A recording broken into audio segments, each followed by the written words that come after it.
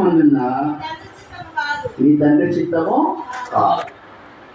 కాబట్టి తండ్రి చిత్తం కాదు, ఇది ఒకరు కూడా నశించిపోతాం, నరకానికి వెళ్ళడం దేవుడికి ఇష్టం ఉందా? ఇష్టం ఉందా? దేవుడికి ఇష్టము లేదు. ఆయనకి ఇష్టమైనది ఏంటి? ఆయన చిత్తమైనది ఏంటి? పరలోకానికి తీసుకెళ్ళాలి.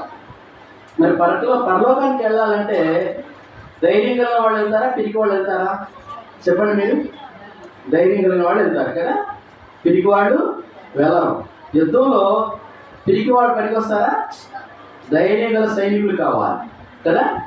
ఒకసారి సాధు సుందర్ సింగ్ ఏం చెప్పాడంటే, ఒక ఉదాహరణ చెప్పాడు. ఒక దేశంలో ఒక రాజు ఉన్నాడు. ఆ రాజు వాళ్ళ దేశంలో ఎవరైతే నేరాలు ఘోరాలు చేస్తారో వాళ్ళందరినీ పట్టుకొని జైల్లో వేస్తున్నాడు.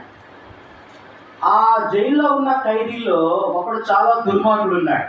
అంటే వాడు పెద్ద నరహంతకుడు వాడు చాలా ఘోరాలు చేశాడు. అందుకని వాడికి నెక్స్ట్ వీక్ వచ్చే వారం సోమవారం నాడు వాడికి ఉరిశిక్ష ఖాయలు చేశారు. డెత్ సెంటెన్స్ అంటారు. ఉరిశిక్ష వేశారు. అంటే ఒక టైం వారం, నెక్స్ట్ వారం సోమవారం నాడు ఉరిశిక్ష. సరే, రాజుగారు ఒకరోజు ఏమైందంటే ఈ వారం లోపల ఆ దేశం మీదకి శత్రు సైనికులు యుద్ధానికి వస్తున్నారు.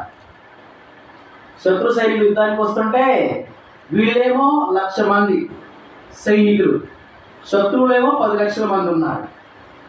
10 లక్షల మంది సైనికుల్ని 1,00,000 మంది సైనికులతో జయించడము సహజంగా మరి సాధ్యమవుతుందా? ఓడించడం అనేది సాధ్యమా అసాధ్యమా? అసాధ్యం. వాళ్ళు 10 లక్షల మంది ఉన్నారు, వీళ్ళు ఎంతమంది ఉన్నారు? 1,00,000 మంది ఉన్నారు. భయపడుతున్నారు రాజు గారు. అయ్యో ఏం చేయాలి? మరి యుద్ధం చేయడానికి ఈ సైనికులు కొద్ది మంది ఉన్నారు, శత్రువులేమో 10 లక్షల మంది ఉన్నారు. వాళ్ళు వచ్చి ఏ క్షణంలోనైనా మా దేశాన్ని ఆక్రమించుకుంటారు, మమ్మల్ని అందరూ చంపేస్తారు, దేశాన్ని స్వాధీనం చేసుకుంటారని రాజుగారు గజగజలాడుతున్నాడు, భయపడుతున్నాడు. అప్పుడు రాజుగారి దగ్గర ఉన్నటువంటి ఒక భటుడు చెప్తున్నాడు, అయ్యా మన దేశంలో ఆ యొక్క జైలులో కూడా కొంతమంది ఖైదీలు ఉన్నారు కదా, వాళ్ళు కూడా యుద్ధానికి ఉపయోగించుకుందాం, యుద్ధంలో వాళ్ళని కూడా ప్రవేశపెడతాం అని అన్నాడు.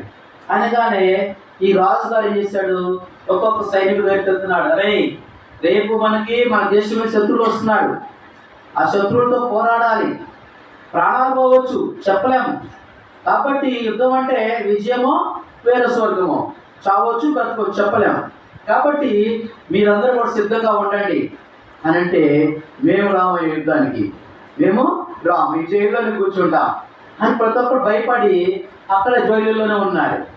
అయితే ఒక ఖైదీ ముందుకొచ్చి రాజుగారు మీరు కనుక పర్మిషన్ నాకు ఇస్తే నేను ఆ యుద్ధానికి వెళ్తానని అన్నాడు.